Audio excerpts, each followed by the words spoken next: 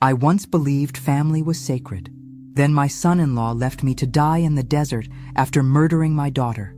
This is how I survived, uncovered the truth, and brought him to justice. One desperate step at a time. Don't forget to subscribe to the channel and comment where you're watching from. The first thing I noticed was his hands. How steady they were as he adjusted his tie in the funeral home mirror while I collapsed inside, grieving my only child.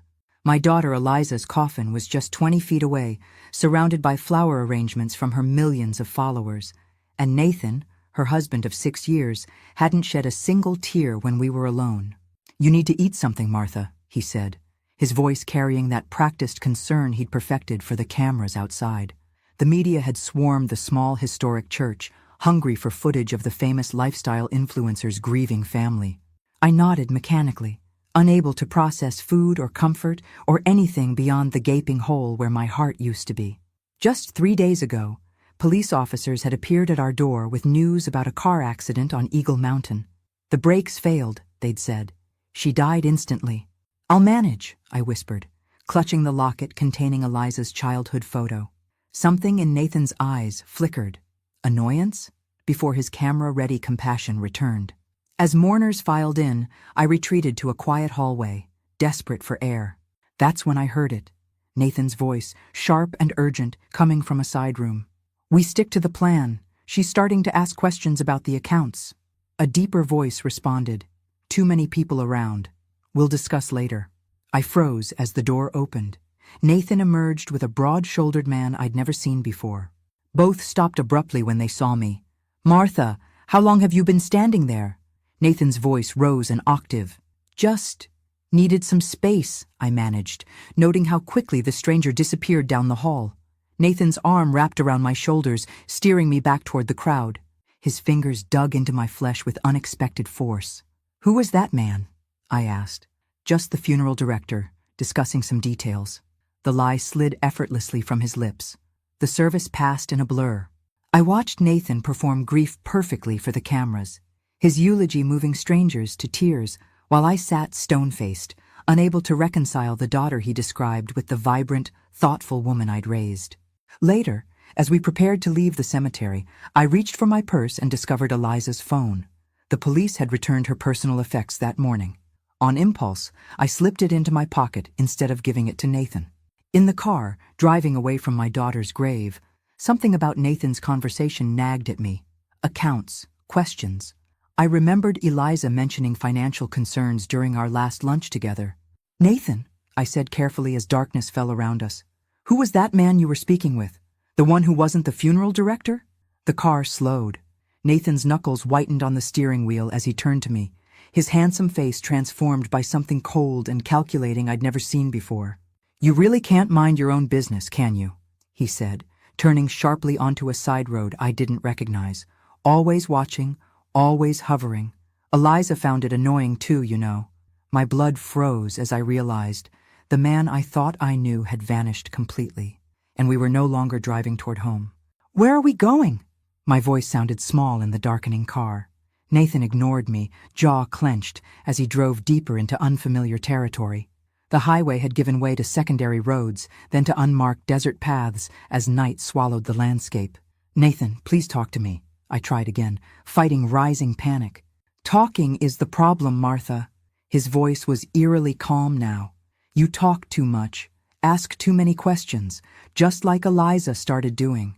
My daughter's name in his mouth sent ice through my veins. "What happened to Eliza wasn't an accident, was it?" The words tumbled out before I could stop them. Nathan slammed the brakes. The car skidded on gravel, throwing me against the dashboard. Before I could recover, he'd reached across me, yanked open my door, and shoved me out onto the hard desert ground. "You're right. It wasn't." He loomed over me, silhouetted against the headlights. "Those brakes didn't fail on their own." My mind reeled as he rummaged through my purse, pocketing my phone, wallet, and medications. He found Eliza's phone, too, his expression darkening. "Snooping already? You're even more dangerous than I thought." He crushed it under his heel. "Why?" I gasped, struggling to stand on the uneven ground. "She loved you." "Love doesn't pay offshore accounts," he sneered, grabbing my cardigan. "This too. Nights get cold in the desert. The reality of my situation crashed down. You're leaving me here to die. Consider it retirement. His smile didn't reach his eyes. Don't worry about your disappearance. I've already crafted the narrative. Grief-stricken mother, devastated by daughter's death, decides to take spiritual retreat. When you never return, well, people go missing all the time. Someone will find me, I said, even as the desolation around us mocked my words. Nathan laughed. We're 60 miles from the nearest highway. No water, no phone, temperatures dropping into the 30s tonight. He checked his watch casually. I'd give you 12 hours maximum. And even if by some miracle you survive, who would believe your story? A confused, traumatized old woman making wild accusations against a grieving widower. He got back in the car, then leaned out the window. I should thank you, Martha. Your death will complete my sympathetic public image. The man who lost everything. The taillights disappeared into darkness, leaving me alone under a vast, indifferent sky. My thin dress fluttered against my legs as the temperature plummeted. Distant thunder promised rain. I sank to my knees, overwhelmed by the double blow. My daughter murdered, myself left to die. Then my fingers touched something in my dress pocket, the locket with Eliza's photo. I won't let him win, I whispered to her image, struggling back to my feet. Somewhere in this darkness was survival, and beyond that, justice. I had to find both.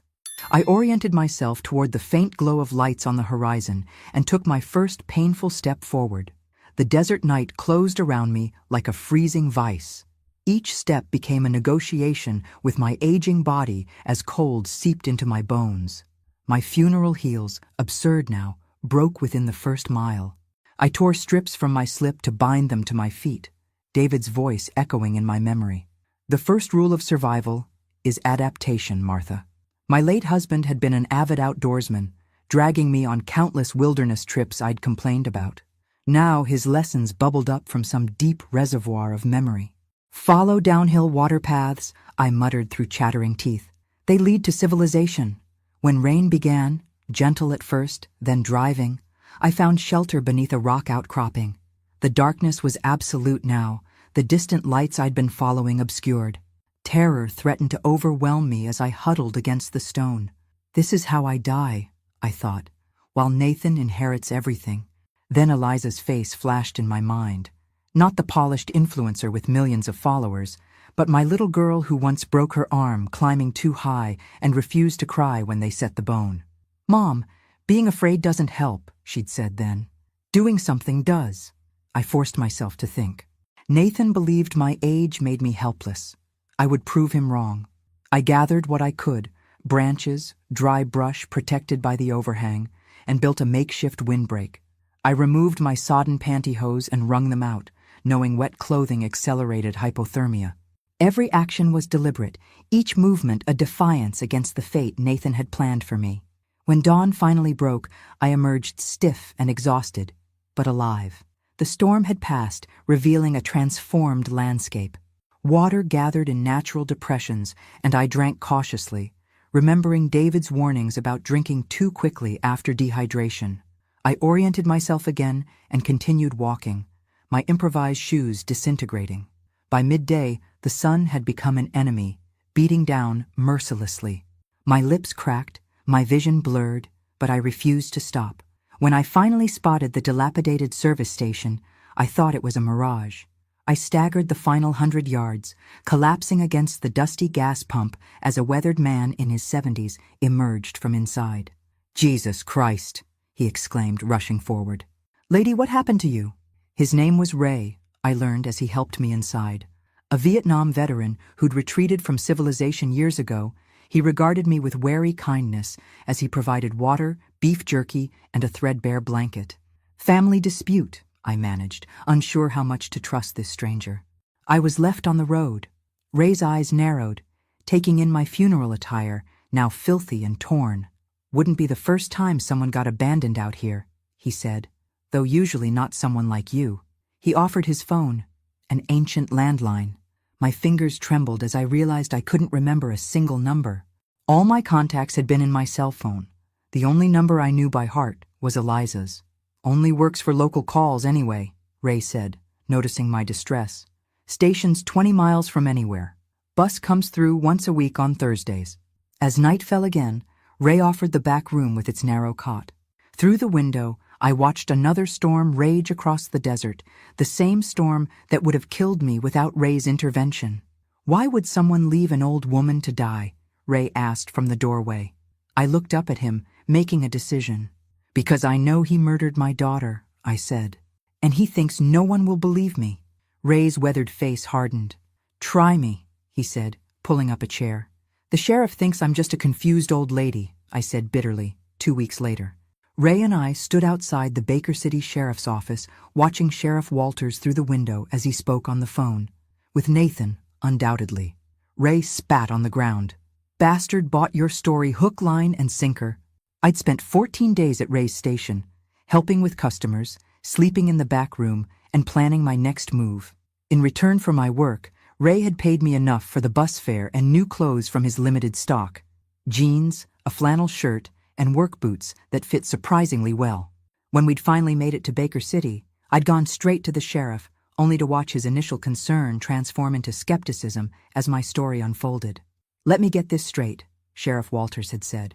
"You believe your son-in-law murdered your famous daughter by tampering with her brakes, then tried to kill you by abandoning you in the desert?" "It's the truth," I'd insisted. His call to Nathan confirmed what I'd feared.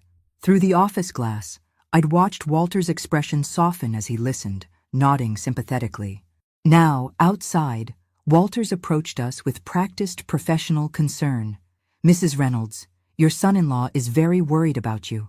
Says you've been through a terrible trauma losing your daughter, that you left for a spiritual retreat, and he's been searching frantically." "That's a lie," I said flatly. Walters sighed. "He's organizing search parties, Mrs. Reynolds.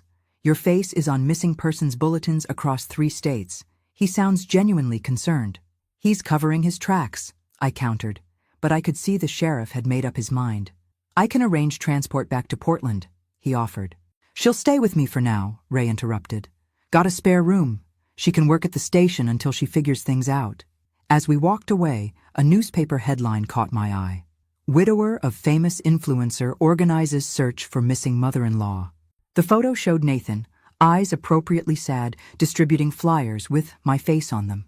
"He's building his alibi," I whispered, "making me exactly what he said, a confused old woman no one will believe."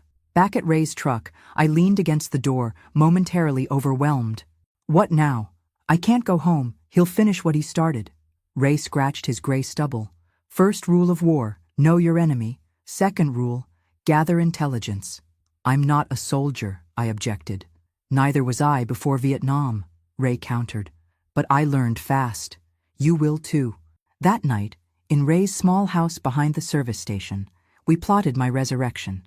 I needed documents, money, and most importantly, evidence. "Nathan thinks I'm dead or as good as," I said, spreading a map on the kitchen table. "That's my advantage. He won't be looking for a ghost." "What kind of evidence would prove he killed your daughter?" Ray asked.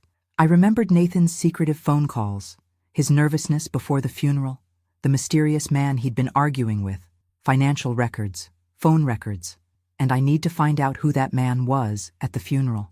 "Big job for 2 old folks," Ray observed. I looked up from the map, something hardening inside me. "Nathan thinks my age makes me harmless. That's his mistake." "What's the plan then?" "I need to get back to Portland without being recognized. I need to contact Eliza's lawyer. She mentioned changing her will recently. And I need to access Eliza's accounts." Ray nodded slowly.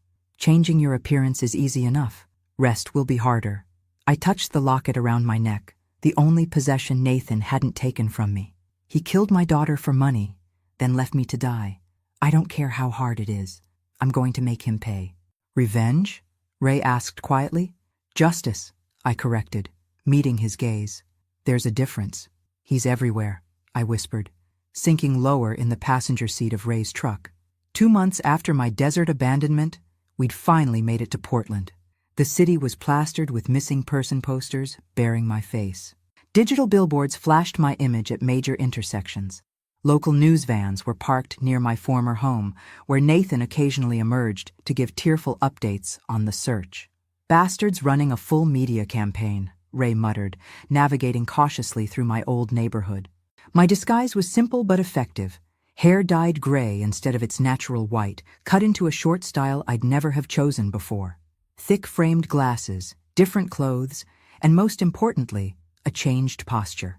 I'd practiced for weeks, transforming from the straight-backed former teacher into a woman who hunched slightly, who moved with hesitant steps.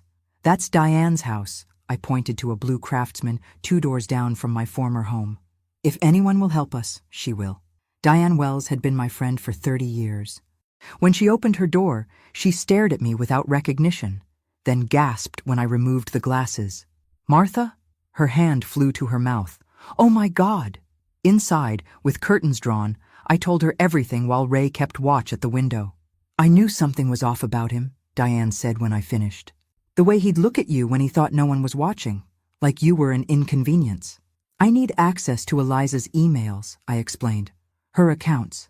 Anything that might show what she discovered before she died." Diane's fingers flew across her laptop keyboard. She made me an emergency contact on several accounts. Said it was just in case. I never thought. Within an hour, we'd uncovered alarming emails. In the weeks before her death, Eliza had questioned Nathan about unexplained financial transfers. In one message to her financial advisor, she'd written, "Found some concerning discrepancies in our joint accounts. Nathan says it's for investment opportunities, but the timing seems suspicious. And most damning, an email to her lawyer Jennifer Moore just 3 days before the accident. Need to discuss changes to my will ASAP. Found something that changes everything. Don't tell Nathan I'm coming to see you." "Jennifer," I breathed. "She must know what Eliza discovered." "You can't just walk into her office," Diane warned. "Your face is everywhere." "I have to risk it," I insisted. "She's the missing piece." That evening, using Diane's secure phone, I called Jennifer's private line, which Eliza had saved in her contacts. "Jennifer Moore," a cautious voice answered. "This is Martha Reynolds," I said. "Eliza's mother." Silence then. "Mrs. Reynolds, everyone's looking for you. Nathan Parker has been on every—" "Nathan tried to kill me," I interrupted, "after he murdered my daughter." Another long pause. "These are serious accusations. I need to know what Eliza told you before she died, why she changed her will." "I can't discuss this over the phone," Jennifer finally said. "If you're really Martha Reynolds, come to the parking garage below my office tomorrow at 9 a.m., level P3, space 42. Come alone." I hung up, heart pounding. "It could be a trap," Ray suggested. "Or it could be the evidence we need," I countered. That night, I couldn't sleep, haunted by the magnitude of what we were uncovering. Nathan hadn't just killed Eliza for her money. He'd planned it meticulously, created an elaborate cover story, and nearly eliminated the only person who might have suspected him. "I was supposed to die in that desert," I told Ray as dawn broke. "Everything since then is borrowed time." Ray handed me coffee in a chipped mug. "What will you do if you get the evidence?" I met his eyes steadily.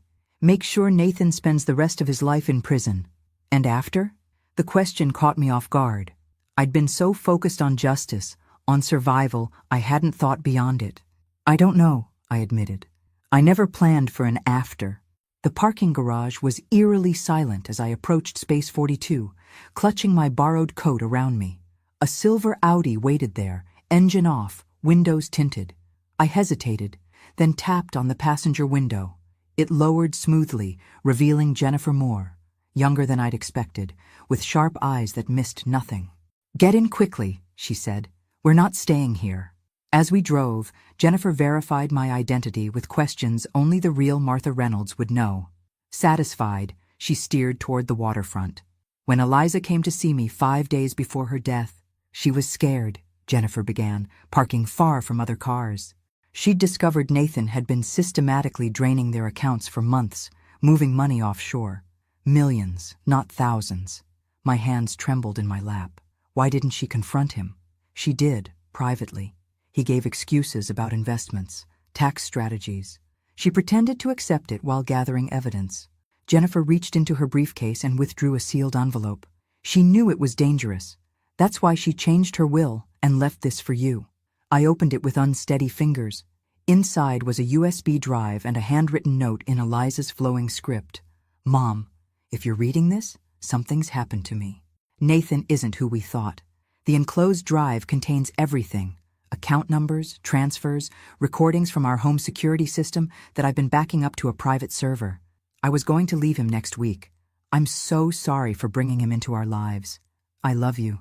Be careful. Tears blurred my vision. Recordings? Jennifer nodded grimly. Eliza installed hidden cameras after she got suspicious. The footage is automatically uploaded to a secure server. She gave me access codes for you just in case. We drove to an internet cafe in a part of town where I wouldn't be recognized. With Jennifer guiding me, I logged into Eliza's private server. The most recent folder contained dozens of video files from hidden cameras throughout their home. I clicked on one from the week before Eliza's death. Nathan appeared on screen in his home office, speaking to someone on speakerphone. The brake line has to look like it failed naturally. That curve on Eagle Mountain is perfect. Steep, no guardrails, rarely used except by locals. A voice responded, "This is murder, Nathan." "It's a business opportunity, Victor. 500,000 now, another 500 when it's done, and I have full access to the accounts." My hand flew to my mouth, stifling a cry. Nathan continued on screen. "After she's gone, the old lady becomes the next problem. She asks too many questions." I shut the laptop, unable to watch more. "That's the man from the funeral," I whispered. "Victor." Jennifer's face was pale. "This is beyond what I imagined. We need to take this to the police immediately." I shook my head. "They won't believe me. Nathan's created this narrative of a grieving, mentally unstable mother-in-law. We need more, something that can't be dismissed as manipulated evidence." "What are you thinking?" Jennifer asked. "We need Nathan to incriminate himself," I said slowly. "And I know exactly how to make that happen." "That's incredibly dangerous," Jennifer protested. "He's already tried to kill you once." I met her eyes steadily. "My daughter left me this evidence, knowing it might put her in danger. I won't waste her sacrifice." As we left the cafe, a breaking news alert flashed on a nearby television. Nathan stood at a podium, tears glistening perfectly for the cameras. "It's been 2 months since my beloved mother-in-law disappeared. Today, I'm doubling the reward for information on her whereabouts." His performance was flawless, the grieving widower now facing another tragic disappearance. Only I could see the calculated ambition behind his eyes, the satisfaction of a man who believed he'd eliminated all obstacles. "He thinks he's won," I said quietly. "That's exactly why he'll lose." "Are you absolutely certain about this?" Michael Grayson asked, his ex-detective's eyes evaluating me from across Diane's kitchen table. The retired Portland homicide investigator had been skeptical when Diane first contacted him, but the evidence had quickly convinced him. "Nathan killed my daughter and tried to kill me," I replied, my voice steady. "Now he's living in her house, spending her money, and building a public image as the grieving husband. Yes, I'm certain." It had been 3 weeks since meeting Jennifer, and our team had grown. Michael had used his police contacts to identify Victor Reyes, a mechanic with a history of insurance fraud. Jennifer had discovered that Nathan was accelerating his plans, preparing to sell the house and other assets. "The trap needs to be perfect," Michael emphasized. "This kind of narcissist is dangerous when cornered." Ray leaned forward. "Walk us through it again." I laid out the plan we'd refined over countless late-night sessions. First, an anonymous email to Nathan with just enough evidence to rattle him, but not enough to send him running. We suggest a meeting at the Riverside Cafe, public enough for safety, private enough for conversation. "You'll be wearing a wire," Michael added. "I've spoken with Detective Thompson from Financial Crimes. After seeing the evidence, she's willing to provide official support." "Nathan believes I died in the desert," I continued. "Seeing me alive will shock him, hopefully enough to make mistakes. I'll confront him with what we know, guide the conversation toward his confession." "And if he runs?" Ray asked. "There will be plainclothes officers positioned throughout the cafe," Michael assured him. "He won't get far." Jennifer spread financial documents across the table. "We've built an ironclad case for the fraud charges. The recordings provide circumstantial evidence for Eliza's murder, but a confession would seal everything." I touched the locket at my throat, my talisman through this nightmare. "Nathan is arrogant. He believes he's untouchable. That's his weakness." "And if he becomes violent?" Diane asked quietly. "I'll have a panic button," I said, "and Ray will be at a nearby table." "Damn right I will," Ray confirmed. with the Louisville Slugger I keep behind my register. The next morning I stood before Diane's bathroom mirror, transforming myself back into Martha Reynolds. I removed the gray dye from my hair, returning it to its natural white. I straightened my posture, becoming again the teacher who'd commanded classrooms for 40 years. This disguise is the true Martha, I murmured, not the one Nathan thinks he killed. Michael entered the final touches on the anonymous email, while Jennifer triple-checked the recording equipment. Detective Thompson arrived to brief us on the police positioning. We're dealing with a calculating killer, she warned. Don't underestimate him. As I prepared to leave, Ray handed me something small and metal. My lucky compass, he explained gruffly. Brought me home from Vietnam. It'll bring you home today. I slipped it into my pocket beside Eliza's locket. I'm not afraid anymore, I realized aloud. I was terrified in the desert, terrified when I realized what Nathan had done. But now you're the hunter, not the hunted, Ray finished for me.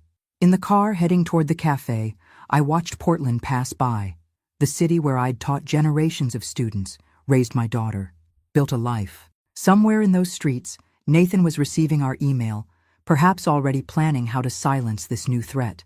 He had no idea the threat was a ghost, the woman he'd left to die, returned to ensure justice. Ready? Michael asked as we parked. I thought of Eliza, of the desert night, of everything that had brought me to this moment. I've been ready since I took my first step away from where he abandoned me, I answered. The Riverside Cafe hummed with lunchtime conversations as I sat at the corner table, hands folded calmly despite my racing heart. Ray was positioned 3 tables away, Michael and Detective Thompson monitoring from an unmarked van outside. When Nathan walked in, the change in him was striking. The polished, camera-ready widower had given way to someone haggard and suspicious, eyes darting around the cafe. When he spotted me, genuine shock froze him mid-step. "Hello, Nathan," I said as he approached. "You look like you've seen a ghost." He recovered quickly, sliding into the seat opposite me with a practiced smile that didn't reach his eyes. "Martha, thank God you're alive. Everyone's been so worried." "Stop," I interrupted. "We're past that performance now." His smile faltered. "I don't understand. Where have you been?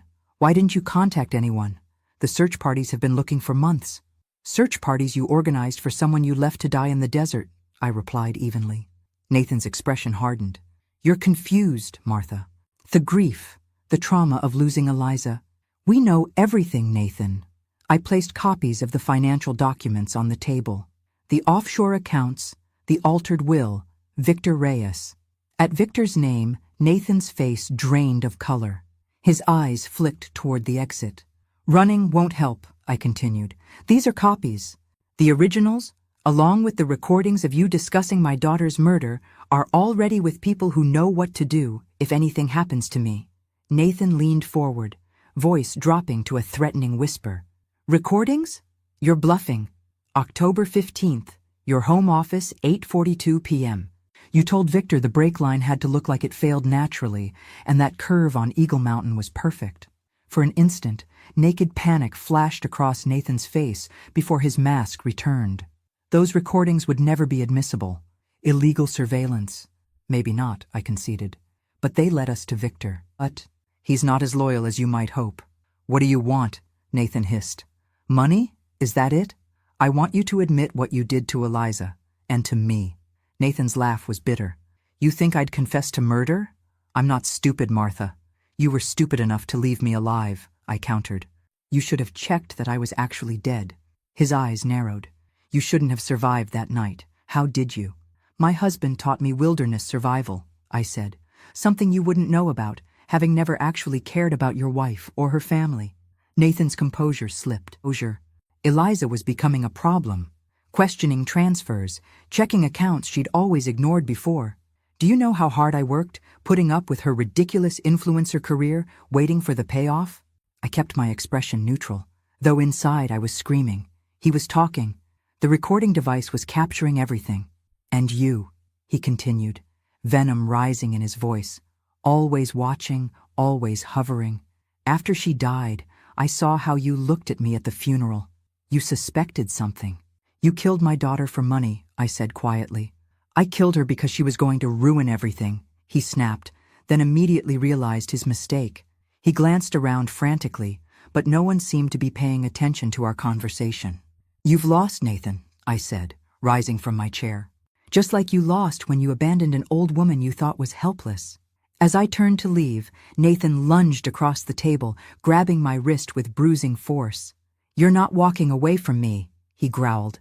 Ray was on his feet instantly, but before he could intervene, Nathan yanked me toward the exit, his other hand now gripping my upper arm. "Let's continue this conversation somewhere private," he snarled, dragging me toward the door. I caught Ray's eye and gave a subtle shake of my head.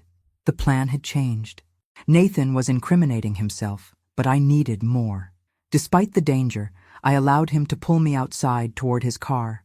"Where are we going, Nathan?" I asked, my voice steady despite the fear coursing through me. His smile was terrible. "Somewhere we can finish our earlier conversation properly. I won't make the same mistake twice." Nathan drove recklessly, one hand on the wheel, the other gripping my arm so tightly I knew it would bruise.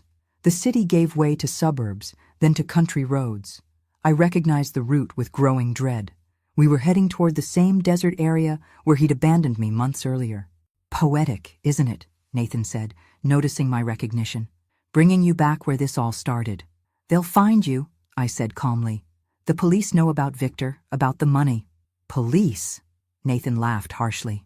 "By the time they put everything together, I'll be in a country with no extradition treaty, living on your daughter's millions." The recording device Jennifer had given me was still active, capturing every word. I needed to keep him talking. "Why did you marry her?" I asked. "Did you ever love Eliza at all?" Nathan's face twisted with contempt. "Love? I married a small-time blogger with potential. I invested 6 years molding her into that influencer persona, building her following, arranging the brand deals while she played sustainable Earth Mother for the cameras. She built that career herself," I objected. "She had the face. I had the business sense," he snapped. "Then when she finally made the money I'd been waiting for, she got a conscience about how we spent it, wanted to donate to environmental causes, start a charitable foundation. My money, going to save the fucking whales." His rage was building, words pouring out now. "And you were always there, encouraging her nonsense. Both of you, so concerned about the right thing, the ethical thing. So you decided to kill her," I said quietly. "I decided to cash out my investment," he corrected coldly. "The brakes were Victor's specialty, just enough damage to ensure failure on that specific curve. The perfect accident." My heart ached hearing him discuss my daughter's murder so callously, but I pressed on. "And me? Why not kill me at the same time? Too suspicious. 2 accidental deaths? But leaving you in the desert, that was improvisation.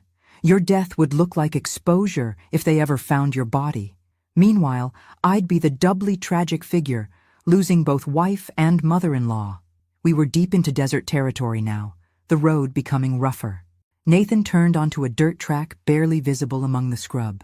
My panic button was in my pocket, but I knew the police tracking us might be too far behind. "You won't get away with this," I said, fighting to keep my voice level.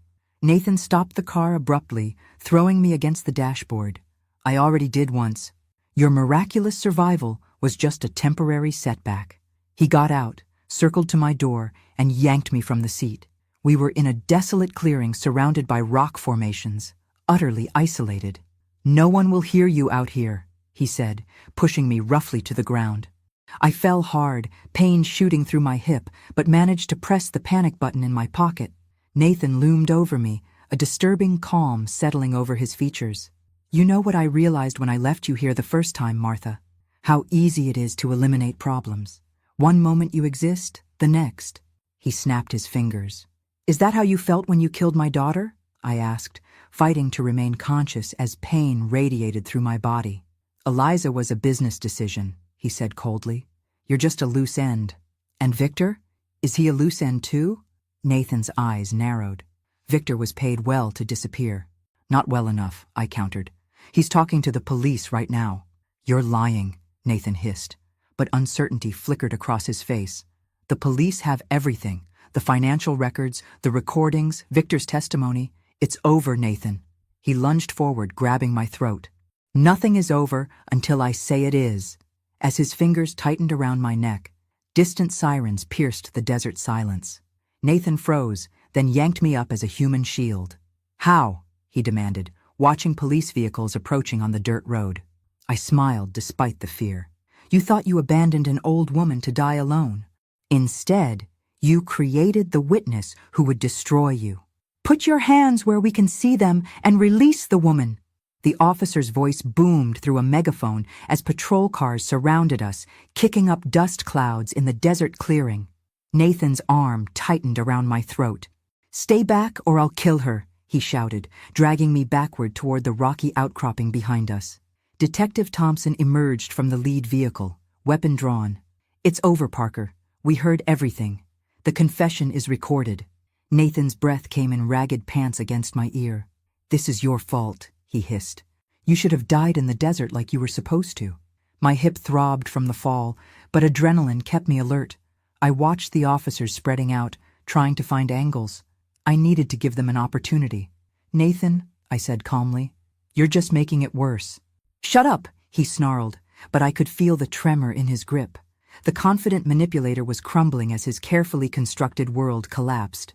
"You know what Eliza told me before she died?" I continued softly. "She suspected something wasn't right with the accounts. She was planning to leave you." "Lies!" His arm jerked tighter, nearly cutting off my air. "She knew, Nathan. My brilliant daughter figured you out. That's why you had to kill her. Not for the money, because she saw through you." I said, "Shut up." Nathan shoved me roughly to the ground and reached into his jacket. Everything happened in a blur. Officers shouting, Ray's voice among them, the crack of a gunshot. I curled instinctively, expecting pain, but it was Nathan who cried out, clutching his shoulder as he collapsed.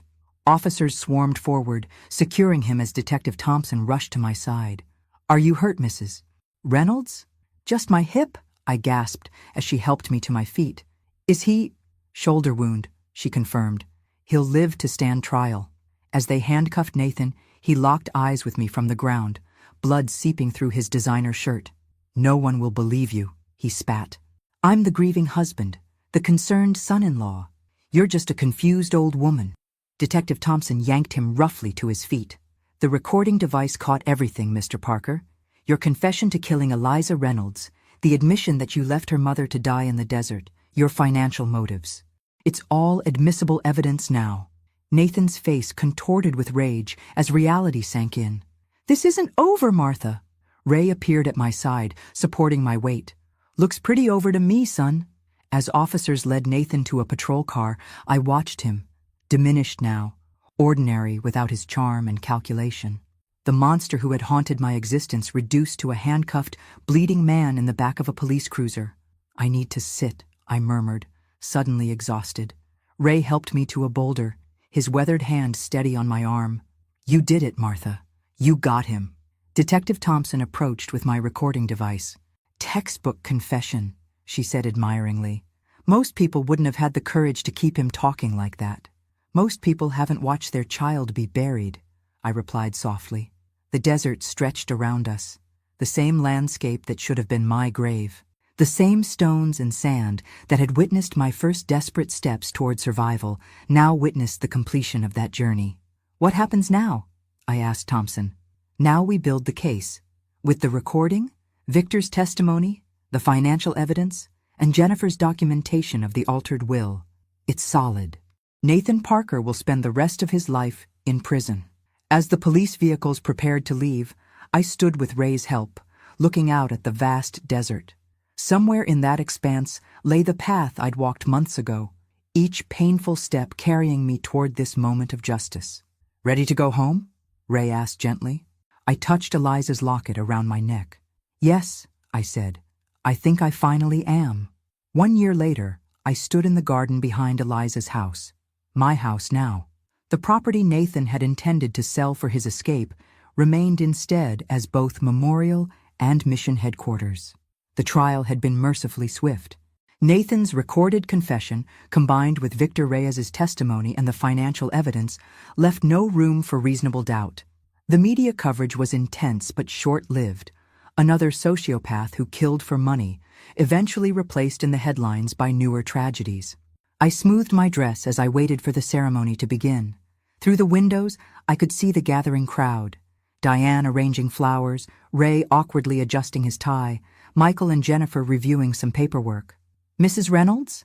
A young assistant appeared at my elbow. "They're ready for you." I nodded, straightening my shoulders. The pain in my hip from that desert confrontation had healed, though it still ached before rain. Some wounds never completely disappear. They just become part of who you are. Inside, the former grand living room had been transformed into the headquarters of the Reynolds Foundation for Elder Justice. The walls that once displayed Eliza's carefully curated design aesthetic now held resources for seniors facing abuse, exploitation, and fraud. "Ladies and gentlemen," Jennifer began as the room quieted, "it's my honor to introduce our founder, Martha Reynolds." Applause greeted me as I approached the podium. The faces before me represented a cross-section of my new life: legal advocates, financial counselors, survivors of elder abuse, and the team who had helped me bring Nathan to justice. "1 year ago," I began, "I was abandoned in the desert by a man who believed my age made me disposable. A man who had already murdered my daughter for her money and thought nothing of eliminating her inconvenient mother." The room was silent, attentive. What he didn't count on was that age brings more than just wrinkles. It brings resilience, wisdom, and a lifetime of skills. In my case, wilderness survival skills my husband taught me decades ago. The determination I developed during 40 years of teaching. The patience that comes from raising a child. I gestured to the room around us. Nathan Parker saw me as weak because I was older. That prejudice became his downfall. Today, we launch programs to ensure what happened to me doesn't happen to others. Legal advocacy for seniors, financial protection services, and emergency response systems for elders in crisis. After the ceremony, I walked with Ray through the garden, now named in Eliza's honor. The spring flowers were blooming, a riot of colors she would have loved. "Got something for you," Ray said gruffly, handing me a small package. "Been meaning to give it back." Inside was the battered compass he'd lent me the day of the confrontation with Nathan. I smiled, returning it to his weathered palm. "Keep it. You might need it to find your way to your new office upstairs." Ray had become the Foundation's security consultant, moving from his remote service station to a small apartment above the garage. Diane managed our volunteer program, while Jennifer handled legal affairs. Michael's network of former police contacts provided crucial connections to law enforcement. "You ever visit him?" Ray asked suddenly. I knew he meant Nathan, serving consecutive life sentences in a maximum security prison. "No," I answered truthfully. Justice was enough. As evening fell, the guests departed, leaving me alone in the garden. I took Eliza's locket from my pocket. I no longer needed to wear it constantly, the way I had during those desperate months. "We did it, sweetheart," I whispered to her photo. "And now we're helping others." The woman who had stumbled through the desert, dehydrated and terrified, would never have imagined this outcome. That woman had only wanted to survive the night, but survival had been just the beginning. I returned inside to where my team, my new family, was clearing up after the event. Tomorrow would bring new cases, new seniors needing help, new battles against those who saw the elderly as easy targets. Nathan had abandoned me in the desert, believing my age made me vulnerable. Instead, it had made me unstoppable. Thanks for listening. Don't forget to subscribe and feel free to share your story in the comments. Your voice matters.